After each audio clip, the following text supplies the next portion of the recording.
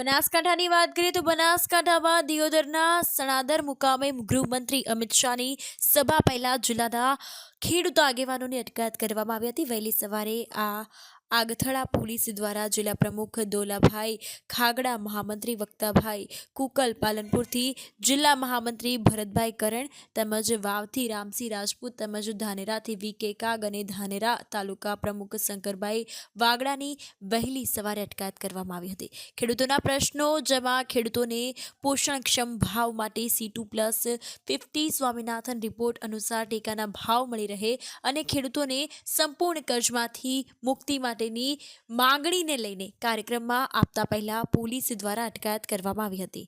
તો આ અંતર્ગત વાત કરવામાં આવે તો યોગ્ય માંગણીઓ સંતોષવામાં નહીં આવે ત્યાં સુધી અમારી લડાઈ જે છે તે યથાવત રહેશે તેવું પણ તેઓ દ્વારા જણાવી દેવામાં આવ્યું હતું।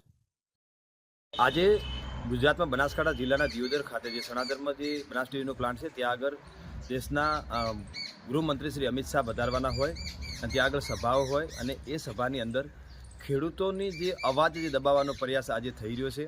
ગઈ રાત્રેથી ક્યાંક વહેલી સવારે અમારા જે બનાસકાંઠા જિલ્લાના ખેડૂત આગેવાનો હતા એ ખેડૂત આગેવાનોની વહેલી સવારે અટકાયત કરવામાં આવી છે। ગઈકાલેથી નજરકેદ કરવામાં આવ્યા છે, કારણ કે અમારી મુખ્ય માગણીઓ શું છે?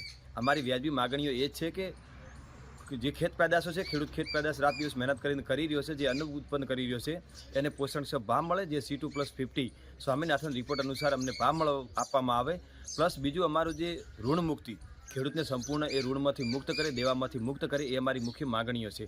જો આ દેશની અંદર લાખો કરોડો રૂપિયા ઉદ્યોગપતિઓના માફ થતા હોય તો એ જ નિયમથી ખેડૂતોના પણ માફ થવા જોઈએ। તો સરકાર આ વાતને ધ્યાનમાં ન લેતા ખેડૂત આગેવાનો ઉપર પોલીસને આગળ કરી દમન કરી અને એમને નજરકેદ કરવામાં આવે છે, જેના થકી એમનો કાર્યક્રમ સફળ થાય। પરંતુ અમારો એક માગણીઓ જ્યાં સુધી નહીં સંતોષાય ત્યાં સુધી અમે અમારી લડાઈ ચાલુ રહેશે અને આવનારી 2024ની વિધાનસભાની ચૂંટણીની અંદર જો ખેડૂત સરકારને વિનંતી કરીએ છીએ કે એ ચૂંટણી પહેલાં અમારા જે કર્જા મુક્તિ છે એ કરીને આપવામાં આવે, અન્યથા એ ચૂંટણીઓના પરિણામની અંદર કંઈક મોટા ફેરફારો થશે એ ચોક્કસ છે।